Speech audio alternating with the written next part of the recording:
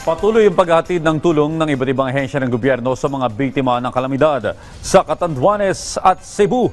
Namahagi ng family food packs at hygiene kits habang pinasyal na tulong naman ang ipinagkaloob sa mga nasalanta ng bagyo sa Capiz. May report si Clazel Pardilla. Namahagi ng halos 800 family food pack ang Department of Social Welfare and Development sa bayan ng San Miguel, Catanduanes na labis na naapektuhan ng superbagyong Uwan. Layo nitong tiyakin na walang magugutom na pamilya matapos hagupitin ng kalamidad. Naghatid ng daan-daang timba na naglalaman ng hygiene kit ang DSWD sa mga residente sa Mandaue City. Ayon sa ahensya, kailangan mapanatili ang kalinisan at kalusugan habang unti-unting bumabalik sa normal ang kanilang pamumuhay.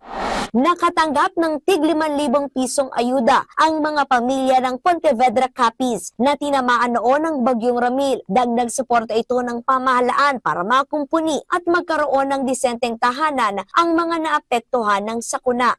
Naibalik na ang kuryente sa 3,600,000 kabahayan at negosyo na nasalanta ng bagyo. Sa pangunguna ng DOE Task Force on Energy Resiliency, napabilis ang restoration efforts sa mga lugar na nawala ng kuryente. Patuloy din ang pakipagtulungan ng Energy Department sa iba't ibang kooperatiba para maisaayos ang mga linya ng kuryente sa Northern Mindanao. Clazel Pardilla para sa Pambansang TV sa Bagong Pilipinas.